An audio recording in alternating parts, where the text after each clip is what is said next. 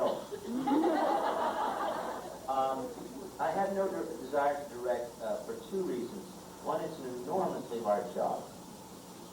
And two, I have no desire to direct those people.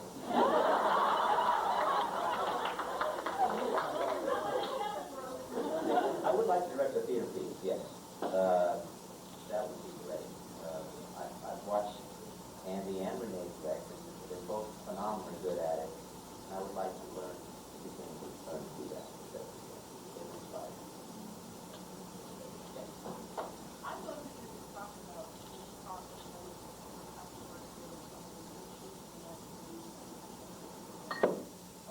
of Profit and Lace, for those of you who aren't up on all the titles, and for a moment I had to think, oh, which one is that? Profit and Lace is the one where, yes, Quark becomes Lumba.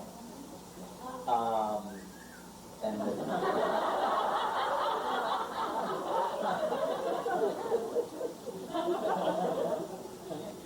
must tell you, I think I said this earlier. I did. It's amazing me. Every man, woman, and child on that set, these are just hinges. We had to reshoot Sid, who did a wonderful job, was the director, and we had this concept about the heart attack scene, where Quark sells his mother off, and the producers didn't like the way that he had originally directed it. I don't know why, they just didn't. And so we had to do that over. In fact, we had to do many scenes over, not because Sid wasn't doing what the producers wanted, or it was just simply that we had to do them over. That is just, I'm just burying myself here. In what way do you want me to answer that?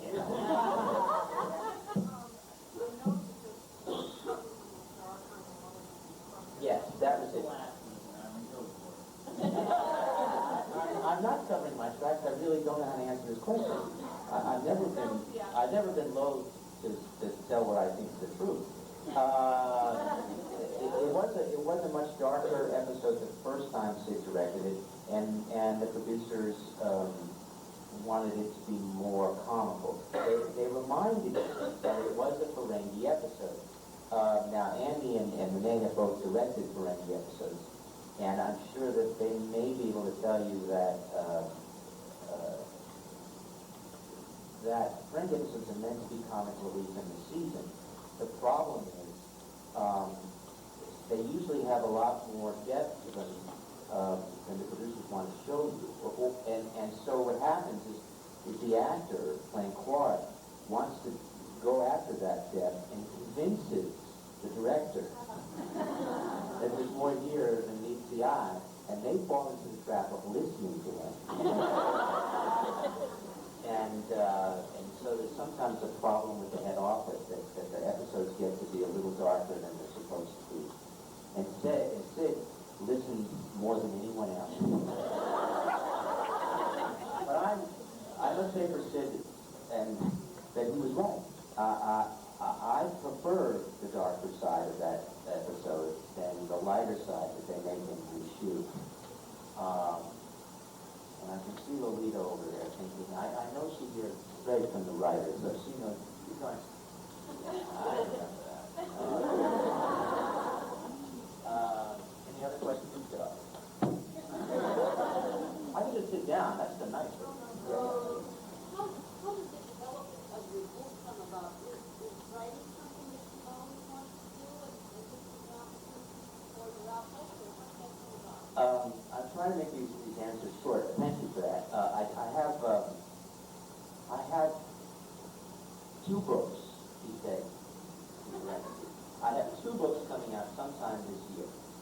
One is a Star Trek novel called The 34th Rule, which is being edited by the man who refuses to answer Andy's calls. But I can top that, Andy. He refuses to pay us. It's about 4 months later. And that I I will say, and you here will all understand, that is a William Shatner book as far as my contribution is concerned. My name is on the front of it, and that's about it.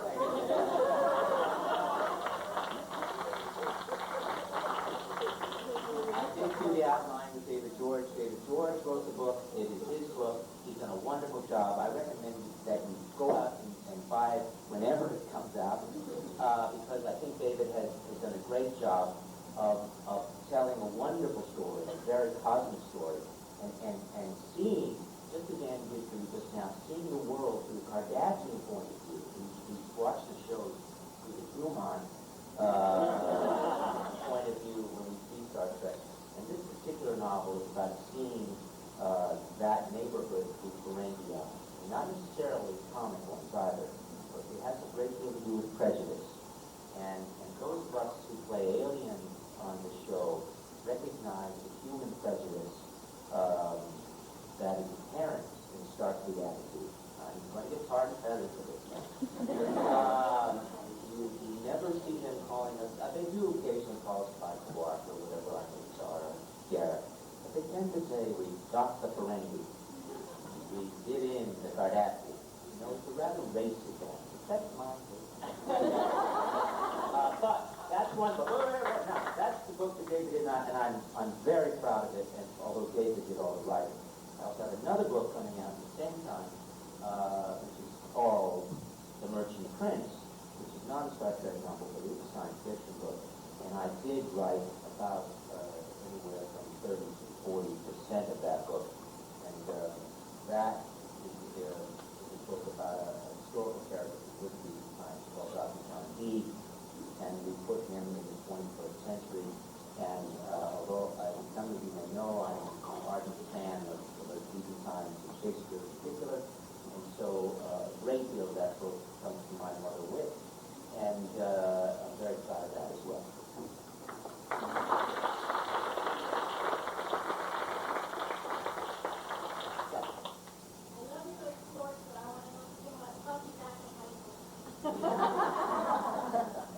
I spell the bitch, she stays at it.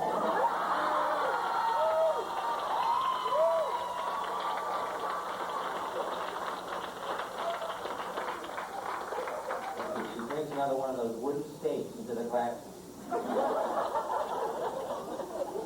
Yeah. Thanks, Stephen. Thank you.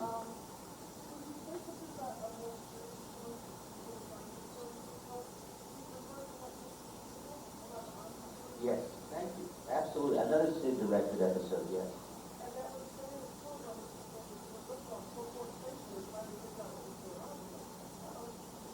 Right. Right. The problem is they hired an actor who is, the problem is they hired an actor to play Quark who doesn't think of himself as a comic actor, and therefore is constantly looking for the serious side of the character. And so, but in that particular episode, I think that the writers actually listened to it as well. Not that I suggest the episode, by no means. We have no input in that whatsoever. But I think they had created an episode that had a much more deeper quality to it, and allowed me and Sid and the rest of the cast trying to investigate a rather darker Ferengi story. And I was very happy.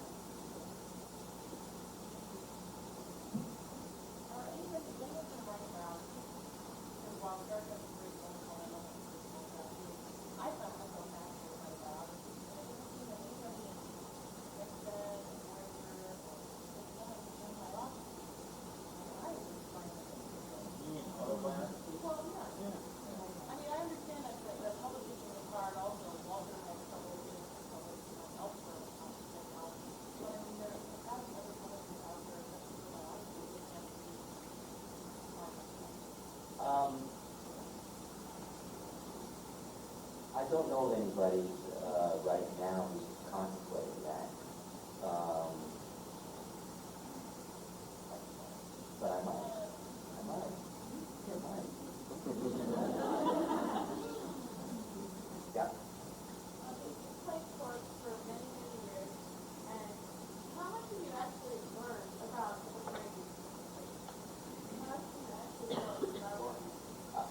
their best. The great irony is those Ferengi heads make you deaf. You can't hear anything at all. What have I learned about the Ferengi? I've learned, it's been a wonderful journey, I must say. As some of you may know, I was the original Ferengi on Next Generation. And they've come a long way. I sort of screwed up in the first Ferengi episode. And it's been a long sort of odyssey to come back to Ithaca. And it's still trying to get back to Ithaca, and maybe we'll get there, maybe we won't. I've learned that they're much more human than I ever thought at the beginning.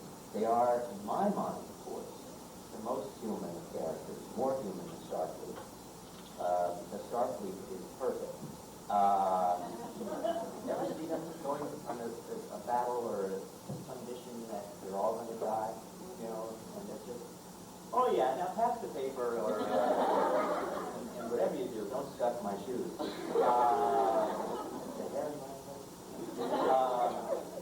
But the Ferengi, I believe, have all the human foibles, and if we look close enough, we'll see ourselves in those characters. Yeah.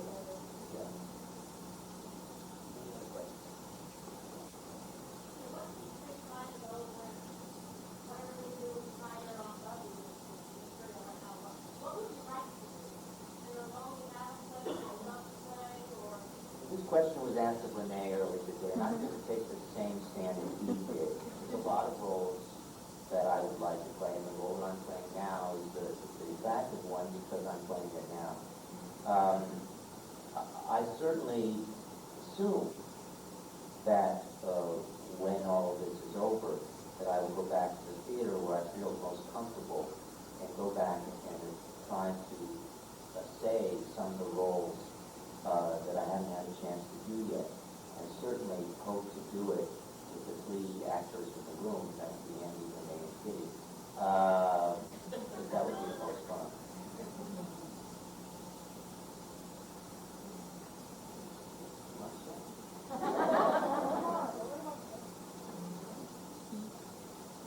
Yeah.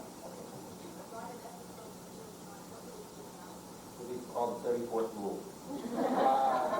That is how the 34th Rule came into being. Eric, where's Eric? Eric and David George and I sat down for several weeks and tried to come up with some episodes to sell Deep Space Nine. We came up with 3 ideas, and we went and pitched it, and they didn't buy it. We were a little bit distraught by that, and because I had already started working on the Merchant Prince novel, I suggested to both of them that perhaps we should novelize this idea.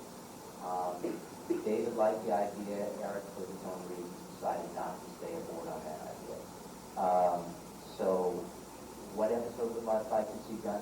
Read my novel or read David's novel. And actually, when I say that it's David's novel, I must also say that it's Eric's novel as well, because he was the original, the three of us were the original concept. And although I've been working with David on it for 2 years, we must give credit to Eric as well.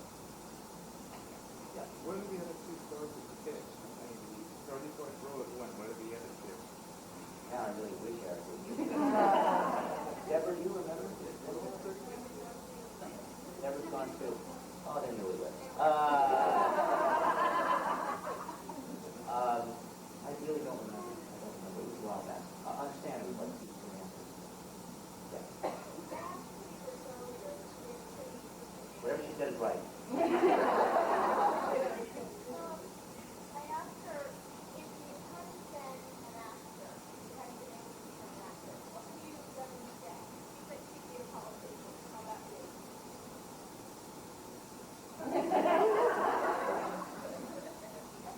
I would have been either a CPA or a librarian. Probably a librarian. You talked about how you wanted to go back to the future and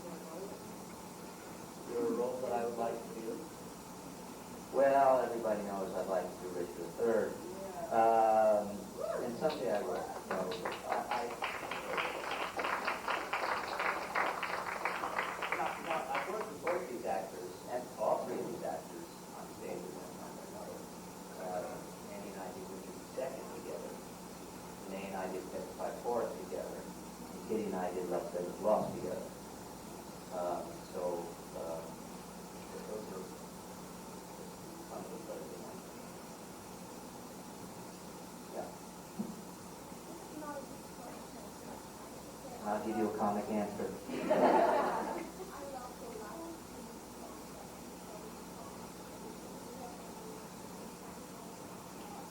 The last scene is a very problematic scene as far as I'm concerned. I'm glad you like it, but the last scene is, What was the question? yeah, exactly. Quark has gone through all this thing. He's learned something of the female point of view, being hit upon, about having to deal with the non-second-class citizenness of being a woman. He comes into contact with the Dabo girl whose name I'm just forgotten. Allura, thank you. Always is. And he tries to do the right thing. And then, I don't have a problem with it. Because he does try to do the right thing. He tries to learn from his experience. And then the true Quark shows up and says, what am I talking about? So actually, it is quite a nice scene. That's sort of right. Take it back. You were right. I was wrong. Yeah. That last scene reminds me of the last scene of the Mary Tyler Moore Show when it was ending up. And Ted Baxter comes this close to saying, if you fire these people, I quit. He really does think about actually self-sacrifice, but he doesn't quite make it. Quite do that, yeah. And the writer, Murray, says, when you see a mule fly, nobody complains if they don't get very far. And I was thinking, Quark was flying there for a moment. Just for a moment. Just for a moment, but... And then he crashed. But there's something right about that. That's why I changed my mind about it. Quark is Quark, and every time I try to think about him being a little bit more noble, it's not really right for Quark. It's not, it's another character should be noble. Quark is Quark. He's who he is, and he's got to respect that.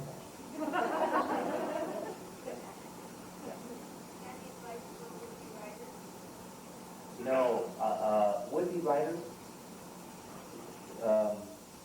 right, yeah.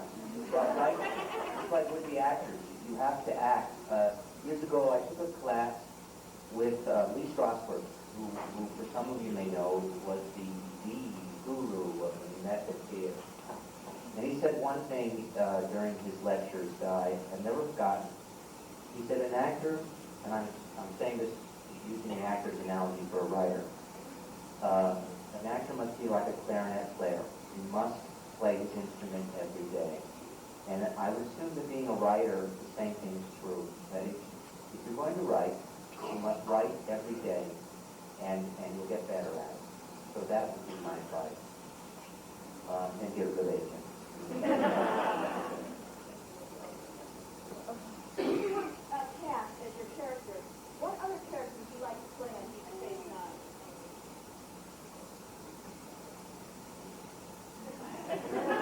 Comic answer. I've been asked this before, and I have a comic answer and I have a serious answer. The comic answer that I usually do is, if there's any other character that I'd like to play on the show, who would that be? And the answer would be Jack. But the serious answer, the other character that I would like to play, because, let me tell you who it is, and then I'll tell you why. The other character I'd like to play is Ron. And the reason is, I think the true Ferengi is the combination of what I do with Quark and what Max Budenchik does with Ron. And so, since I only do half of the Ferengi psyche, it would be fascinating to try and do the other half. Besides, you get Rita. What? And besides, you get Rita.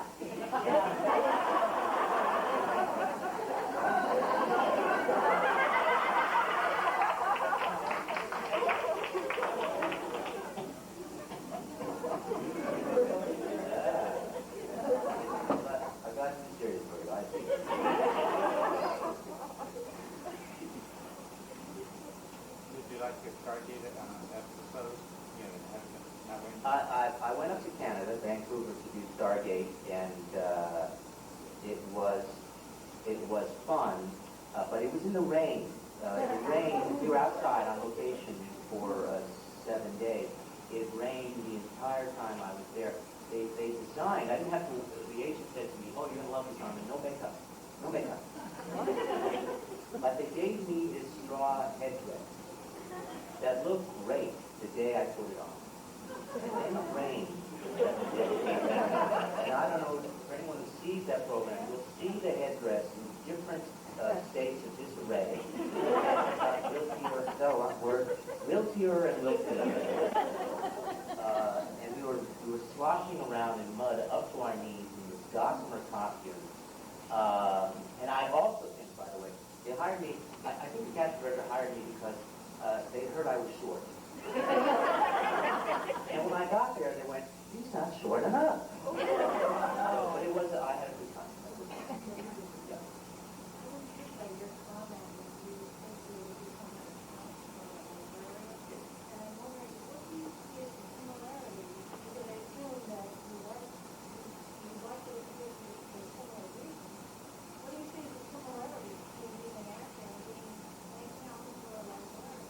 I see no similarity.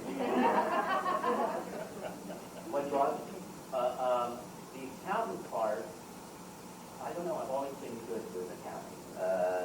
I'm very good at keeping track of things. The cash comes to me on many occasions and says, you know, how much do they owe us?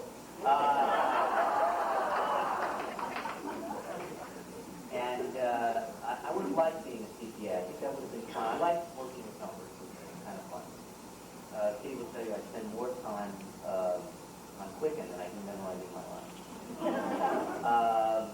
And as far as being a librarian, I have being in a good library is like being in the depths of a wonderful forest for me. There is just this sense of awe and hope and elation. So I think being a librarian is just fun.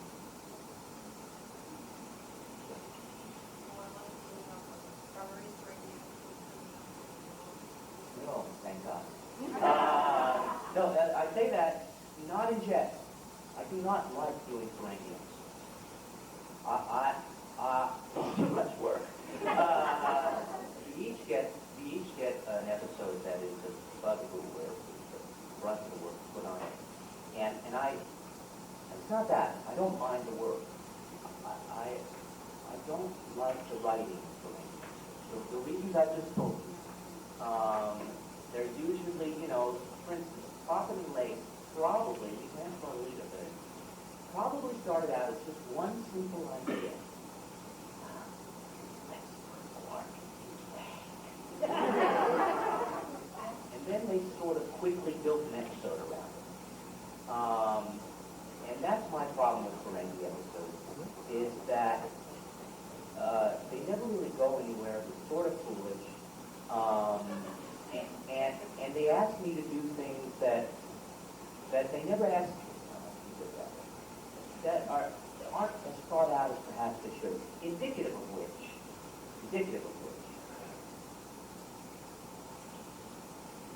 I've been on the show for 7 years, and I've enjoyed myself. It's been a great, great undertaking. I thank God that I'm aboard. But in 7 years, Lolita can back me up on this. In 7 years, it's enormously rare that I get changes in the script once the original script comes out. The lines written for Quark pretty much never get changed.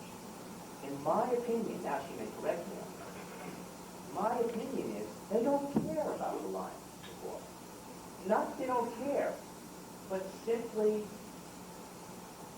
it's not as important as perhaps the other characters are.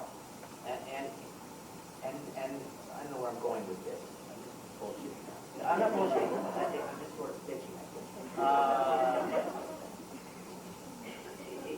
simply that they're not never as well thought out as some of the other episodes. Now, you'll say to me some of your episodes yet. No, I was just going to offer this, interject this thing that I think perhaps it's not that they don't care, Armin. The very reason that they always give you to new directors, the very reason that they don't seem to care is because they have total confidence that you'll make it work. They have to go and patch it up for some actors. Some actors aren't going to make it work. And they know, hey, you'll make it work.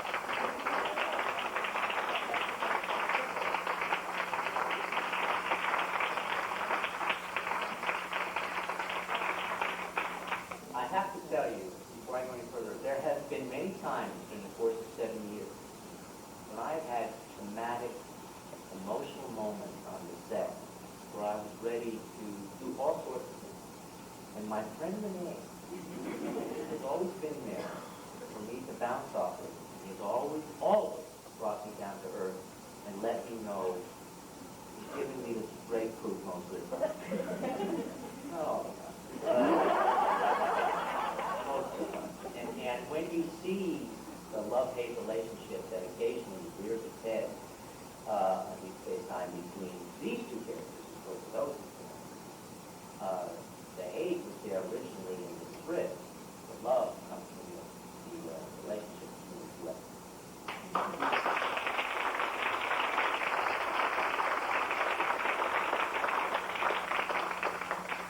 Along that line, I'm sure that you hate this scene, but I haven't really laughed on it before. I got the laugh out of that too. He was so embarrassed. You didn't hear that, did you? It's the scene in Providence Lake where you have to hug me. Oh, he did not want to do that. Oh, he did not want to do that. I did not make it easy for him. But he did. He did. Okay, remember you said that wearing the training pants, you got kind of like out of it and stuff. And how does it feel like when people are yelling at you and you can't really hear them? Nobody yells at me.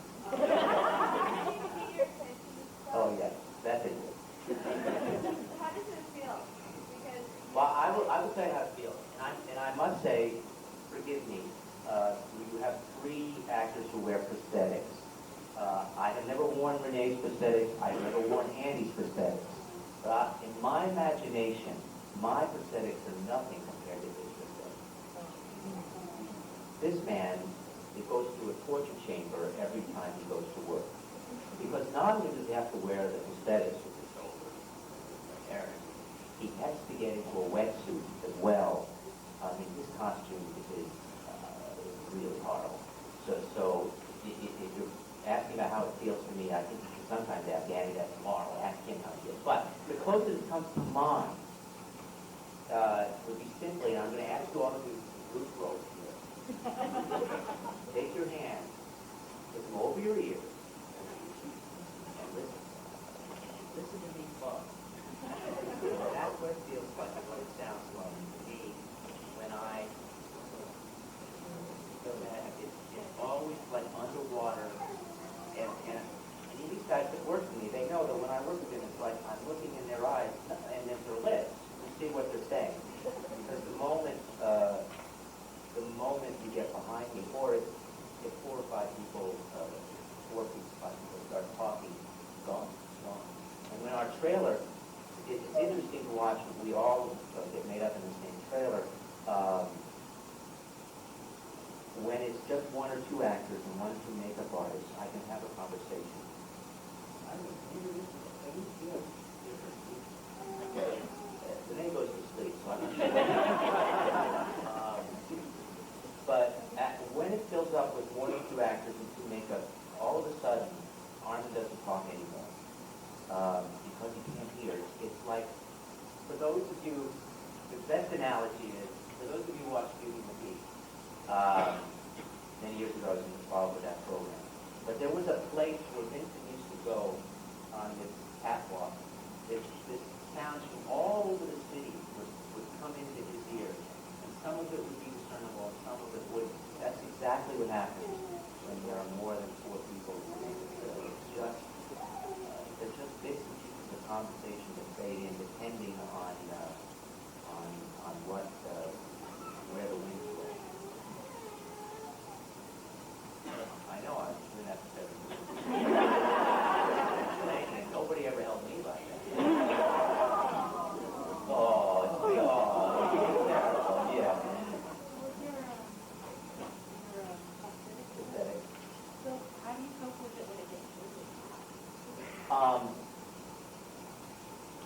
gets hot, I drink a lot of water. Jerry Bono, God bless him, is there for all of us, and he strips the clothes off as quick as he can. That's important. Renee and I, when we did the ascent, it was up to altitude, what, 8,000 feet or so? 9,000. That was enormously difficult for me because of the altitude, and in fact, the first day of shooting, I was really sure that I was going to pull the plug on them. That's even a waterfall. I don't know how I got to that first scene of the day. I was just sick. But I want you to understand, it's not just me. It's all of us who wear prosthetics and wear difficult costumes, which you'll never see on stage. You'll never see it in the film. We are not only acting our hearts out behind makeup, but we're also doing it in conditions that most actors, when you read about it in the film magazines, would never put up with. But it is our job. We deal with it because we deal with it. But it is a difficult choice.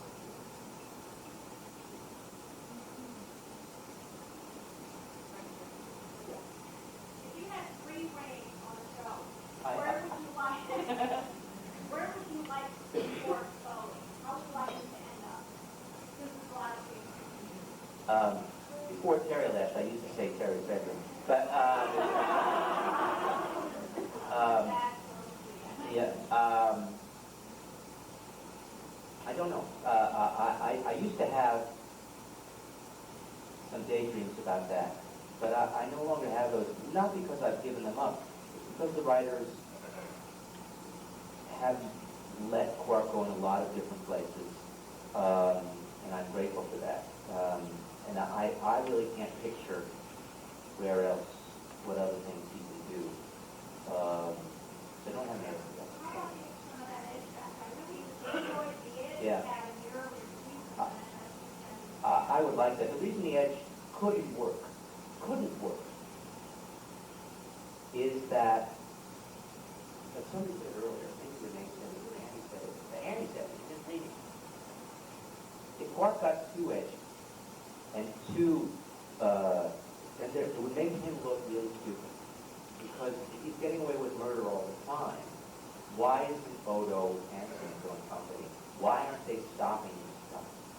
And the truth is, and the other couldn't happen either, there's no way that Quark can ever really outmaneuver them, because it is a show about Starfleet, and it has always been a show about Starfleet. So if he wins one, even one, it denigrates the stature of Starfleet. So it's really a rather tightrope they have to walk of how to let me get away with some murder, but not enough to really go to jail for. So it's really sort of difficult path they put up in this film.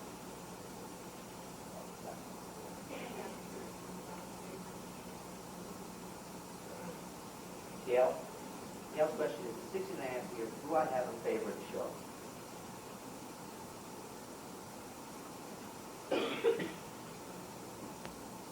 Two of my favorite directors are sitting in the room. If I pick one over another, We didn't write them.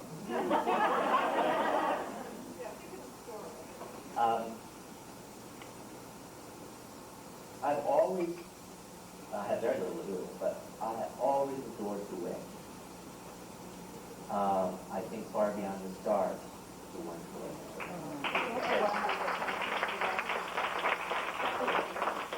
The type of Star Trek that I like best is what I think Star Trek was originally created to do, which was to comment upon the 20th century civilization by using 24th century metaphor. When we do that, when we get away from phasers and wars, and unless war is telling us something about the human condition, when we tell stories about the human condition, then I think we've done our job. Occasionally we do things that are entertaining, and that's a good thing too. You have to both educate and entertain. But the stories that deal with the human condition are my favorite. Yeah.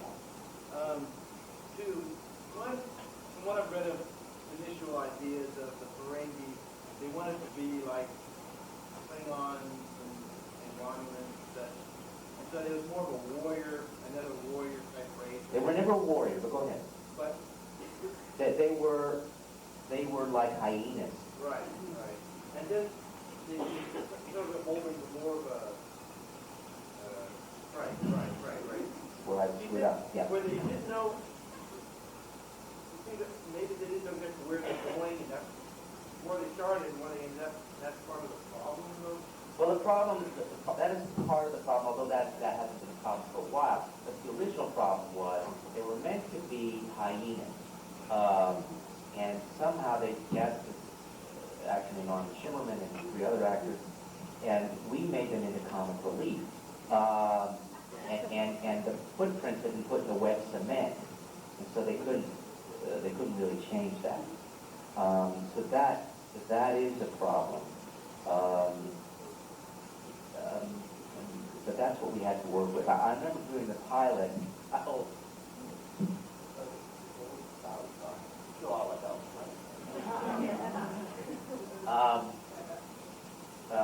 I was told that when Roddenberry first conceived of the Ferengi, they were sexual animals and very much lust most of the time.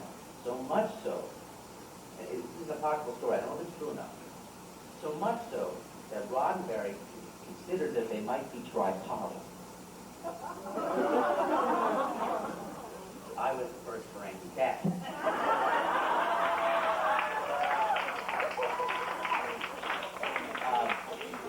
I just slip that in every now and then.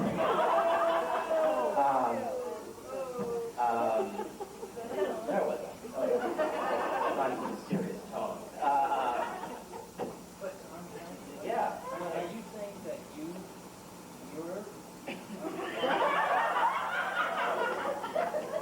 I've gone beyond that. Are you saying that you are responsible for the comic relief? Oh, yes. Oh, you're being serious. The truth is, between my performance on Last Outpost and the director as well, this concept of this hyena-like species that ate its competitors, that were the most despicable of sentient beings, was totally trashed when myself and really me more than anybody else made this into sort of a bad sort of Chautauqua version of Richard III. It was we made it into comic relief, and Roddenberry had been sick during the shooting of that. And when he saw it, at that time he was the executive producer, wasn't originally. When he saw it, he was despondent because this was not anything that he had been in the hospital during the shooting of that episode. And when he got well enough and got out and saw it, he was despondent. And then what happened is, as we all know, when we recreate species on the show, they send you reels of what the previous guys who did your species did. So the next Ferengi, all they got was this bad performance to emulate, and that's what they did. They emulated the bad performance. And not bad, it's just the wrong-headed performance. And that's what happened. Well, of course, that's fine. Are you saying I'm too grandiose? I will accept All that. I know is that they are very vested in Yeah, but understand where we're coming from, Andy. We're coming from Deep Space Nine that's been on for 6, 7 years. I'm suggesting that this species was created in the first season of TNG, which is 5 plus 7, 12 years. I have a second question. I'm always trying to look for metaphors and symbolism in all Star Trek, and so I'm trying to look. I've been thinking about the wormhole, and then I'm becoming more and more familiar with the internet. The internet, Which is the wormhole. yeah. The internet. I mean, I communicate with people on the on the planet, which was unthinkable a short time ago. Amazon.com is probably one of the biggest companies in the world today. I mean, the commerce ability from the internet is fantastic. Communications and entertainment, etc. And yet there's also, I pay attention a lot with crime, I'm in law enforcement. There's also lurking this great danger of crime on the internet. And I was just wondering if you thought perhaps the wormhole purposely, or maybe it's just worked out that maybe it's the way I think, is a metaphor for the internet. And while there's this lurking, this danger on the other side, at the same time there's great opportunities for communication to the other side of the galaxy we would not normally be able to communicate with. There's commerce, for all this. I guess this could be with any, but anything. I'm just wondering what you thought of that. I don't have an answer to that. It's possible. It's very possible. I don't know. I don't know. I can't answer that. We have to sit down and we have to discuss you and I, and we can just hash it out and maybe find a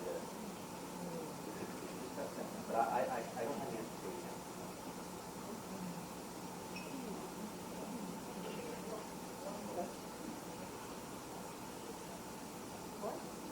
My favorite book.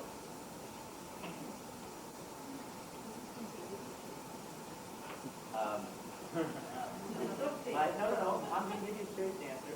You're not going to believe me. It's Sister Miriam Joseph's Rules of Rhetoric for Elizabethan Literature.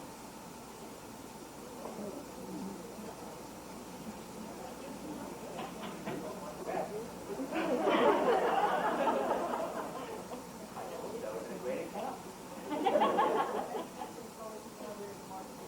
No, it's a great disappointment of mine that I have not been to the Folgers Library. And hopefully someday not only will I visit the library, but also get a chance to be here in the audience will perform at the Folgers. How long does it take you to put your makeup on? It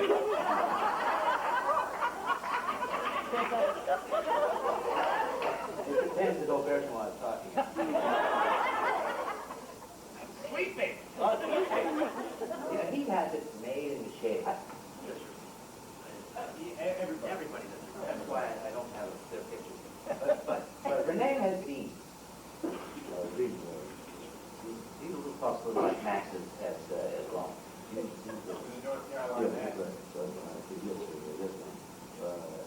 he doesn't because he's just, for the most part, he's gone because Renee doesn't say anything. As opposed to my makeup artist, Karen Westerfield. God bless her, she's a genius, she deserves all the Emmys she got, but she could shut up every once in a while.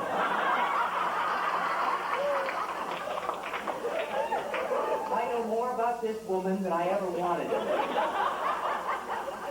And she's, I do. I knew more about Karen than I knew about you. But God bless Dean. Dean lets Renee snooze in the chair, and we have early morning calls. It's nice to get, because what can you do? You just sit there. You're just a canvas. That's all you are. You're a canvas for them to do their wonderful work on. And Dean just does it quietly. He's been doing it for how long? He's been doing it for 6 years, 7 years? Yeah, 6 he years. started in the After first Craig, season. yeah. After the fourth season. No, first In the season. first- First season. Wasn't Craig there for the first season? For most of the first season, Craig did, and then Dean Dean took came in. over for the last third of the season. Right. And Dean took over and did it. Now, Dean is very quiet when he's working. And he's very attentive to Renee's makeup and to everybody else's makeup that he does. The moment the actor leaves the trailer, or even before the actor leaves, Dean is on the phone, healing and dealing. Dean is the quark of the makeup trailer. He has got 4 film projects that he is the producer of. He produces toys and masks. Haunted haunted houses. This man, He's the best Elvis in the he does that. He's in a band. The man is very quiet when he's working. And the moment he's finished working, in fact, you got to stand in line to use the phone behind Dean. But he does great work. He does great work. He's very smart.